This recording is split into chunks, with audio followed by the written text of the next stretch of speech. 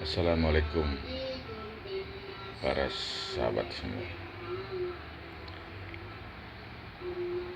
Baru saja saya habis mandi, rasanya segar sekali.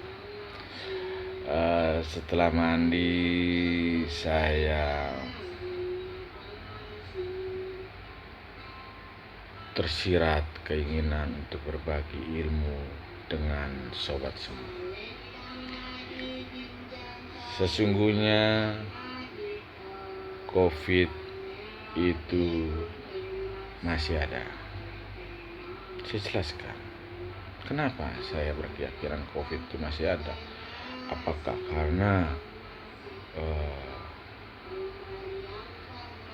PPKM itu diperpanjang terus sehingga saya berkesimpulan bahwa COVID itu masih ada?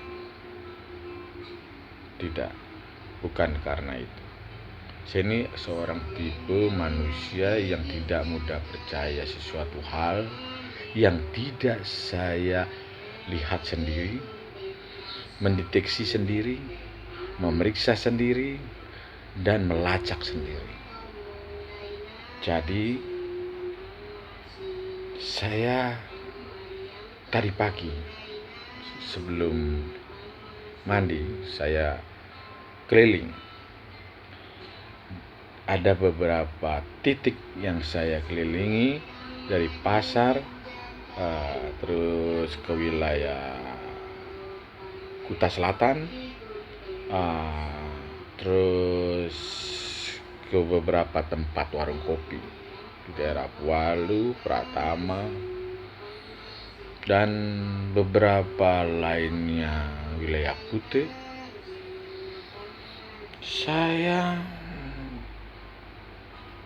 Setelah pendeteksian saya mengambil kesimpulan ada beberapa titik yang saya kunjungi itu yang memang masih zona merah menurut saya. Bagaimana saya bisa tahu hal itu terjadi? Lingkungan itu memiliki zona merah, walaupun pihak Satgas mungkin tidak sampai ke titik itu.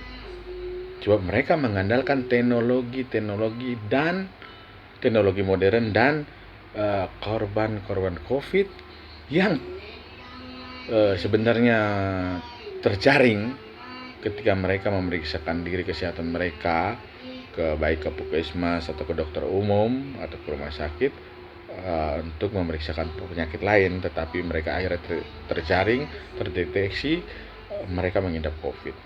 Dari mana asal usul orang itu? Akhirnya orang di daerah itu dianggap kalau memang melebihi angka-angka tertentu dianggap daerah itu zona merah. Jadi di sini saya ingin di kesempatan ini di video ini memberikan satu ilmu yang saya yakini 100% jos untuk masalah pendeteksian wilayah-wilayah daripada penyebaran COVID. Ya, jadi selama ini kalau kalian tuh selaku Satgas menjaring, menangkap, lantas menghukum mereka yang melanggar dengan mendenda uang, itu tidak akan menyelesaikan permasalahan COVID di bumi pertiwi ini. Dengan membagikan masker tanpa pembagian ilmu juga tidak bisa menyelesaikan permasalahan COVID ini.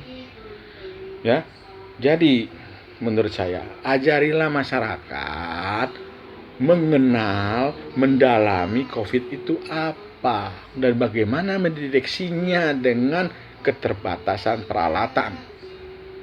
Ya, sebenarnya COVID itu bisa dilacak dengan panca indera yang kita miliki. Ya, pertama hidung dan kedua mulut. Dua alat ini adalah alat pendeteksi COVID yang terbaik menurut saya, hasil karunia Tuhan yang Maha Esa. Ya, oke. Kita ke inti tujuan pembuatan video ini. Pertama, setelah saya sekian lama menggeluti, mendalami masalah COVID ini secara pribadi, Dan saya lihat protokol kesehatan itu yang sekarang dijalani juga kurang begitu efektif. PSBB tidak begitu efektif, PPKM tidak begitu efektif untuk membendung daripada penyebaran COVID. Kalau kalian mau lihat video-video saya di YouTube, kapan saya membuat video-video di YouTube, ya, dan masih banyak lagi tulisan-tulisan saya yang mungkin di Facebook, ya, dan mungkin juga ada yang sudah terhapus, ya. Saya sudah mempelajari itu, mendalami itu sejak awal gegernya COVID di Wuhan, Cina. Ketika masih Menteri Kesehatan yang lama, yang masih bercanda-canda dengan COVID, ya, COVID tidak bisa masuk Indonesia karena tidak dapat visa dan sebagainya, ya. Sampai terjadinya instruksi daripada PSBB, pemproteksionan wilayah dan sebagainya dengan pagar dan tembok dan sebagainya. Itu perbuatan yang tidak cerdas menurut saya. Bukan goblok, ya, jangan salah, mohon maaf, saya tidak mengatakan siapapun goblok, tetapi tidak cerdas dan pengetahuan belum sampai ke tingkat apa yang saya tahu. Jadi tolong perhatikan video-video saya. Saya sudah jelaskan COVID menyebar via udara, ya. Jadi pagarlah udara. Kalau kita semua dipagar udaranya, mati semua, kan? Seperti itu. Oke. Jadi solusinya adalah saya ingin berbagi ilmu. Ini solusi saya. Artinya apa yang saya tahu tentang COVID, bagaimana mendeteksinya COVID itu. Pertama, ketika saya melacak satu peristiwa, ya, seperti COVID di Wuhan dan kapan bisa masuk Indonesia, dan setelah di Indonesia dan sampai hari ini bagaimana, ya. Pertama, saya menghidupkan mata batin saya. Ya, mungkin itu satu keistimewaan Tuhan yang diberikan pada saya selaku seorang tabib, ya, turun-temurun seorang tabib yang diwarisi berbagai pengetahuan untuk pengobatan ilmu tradisional. Saya bisa semua ilmu pengobatan tradisional sampai pengobatan barat, ya. Ada yang saya dapat dari perkuliahan, ada yang saya dapat dari keturunan saya atau leluhur saya atau orang tua saya yang memberikan pendidikan tentang itu. Oke. Nah, jadi setelah kita kembali lagi, setelah saya mendeteksi wilayah-wilayah mana yang harus saya kunjungi, yang mana tempat itu yang saya anggap memiliki satu hal yang saya curigai memiliki wilayah COVID, dan yang mana yang tidak. Setelah itu saya datangi. Saya duduk di sana, saya ngopi di sana, ya. Kalau saya sudah duduk di sana dan sudah saya ngopi, rasanya udara itu tidak bagus, saya akan tinggalkan. Tetapi kalau tempat itu saya duduk dan saya pesan makanan, artinya udara itu masih bersih. Nah, bagaimana membedakan udara atmosfer yang bebas virus dengan yang mengandung virus? Jadi sesungguhnya wilayah yang coba diperhatikan, dirasa-rasakan oleh kalian sendiri, kalian belajarlah, ya. Ya, dengan cepat, dengan persiapan juga, jangan sampai belajar akhirnya kalian kecebur, tertular, ya. Jadi udara yang mengandung COVID itu agak padat, Bapak-bapak, kawan-kawan semua, agak padat. Jadi ketika kalian menghirup udara di satu tempat, kalian sedang duduk di warung atau bertamu di satu daerah atau di tempat kawan atau tempat sudah agak padat, tinggalkan tempat itu. Kedua, lidah, mulut.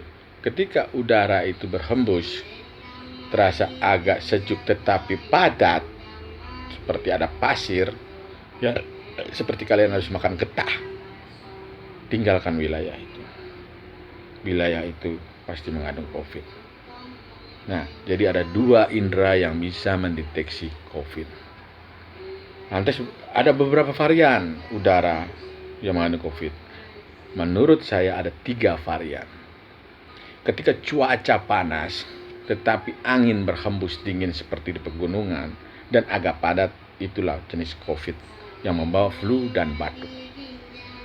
Nah, jika sehabis hujan, apalagi hujan panas, tiba-tiba udara padat seperti agak kasar dihirupnya di tenggorokan kalian, di hidung, itu jenis COVID yang mirip dengan larangkitis, ya, ringitis, penyakit tenggorokan yang dulu pernah mewabah di daerah Timur Tengah. Makanya ya saya tidak perlu menyebutkan lah kalau orang ingin berangkat haji dikasih vaksin apa, nanti saya salah ya. Nah, jadi kita tetap fokus kepada COVID. Nah, yang ketiga adalah udara itu segar, sejuk, tetapi tidak ada pegunungan. Kita di kota kok seperti ada hawa pegunungan. Nah, ini juga jenis COVID. Ya, biasanya dia akan menebalkan hidung, akan membuat lidah kalian agak kaku. Jadi kalian perlu waspada. Ya, setelah merasakan itu langsung tinggalkan wilayah itu. Demikian menurut saya, COVID bisa dideteksi oleh panca indera kita. Ada 2 termasuk panca indera kita ini, ya. 1, 2. Panca indera kan ada 5, ya. Mata, telinga, ya. Ada 2 yang bisa mendeteksi COVID, mulut dan hidung. Oke. Selanjutnya saya akan buat lagi video-video yang lain, bagaimana menangkalnya, minuman apa. Terus juga saya akan membuat video-video tentang pelajaran-pelajaran ilmu kesehatan tradisional yang berhubungan dengan dunia kedokteran akupuntur, dengan bekam basah, bekam kering, ya. Kalian ikuti terus. Insya Allah kalian akan menjadi tabib yang bisa diandalkan oleh diri kalian sendiri maupun oleh keluarga kalian. Itu saja dulu harapannya. Nggak usah terlalu luas cita-cita kita. Bisa ngobati diri sendiri saja sudah jempol. Ya, oke. Sekian dulu. Wassalamualaikum warahmatullahi wabarakatuh. Insya Allah kalian semua dilindungi oleh Allah Subhanahu Wa Taala, dilancarkan rezekinya. Amin.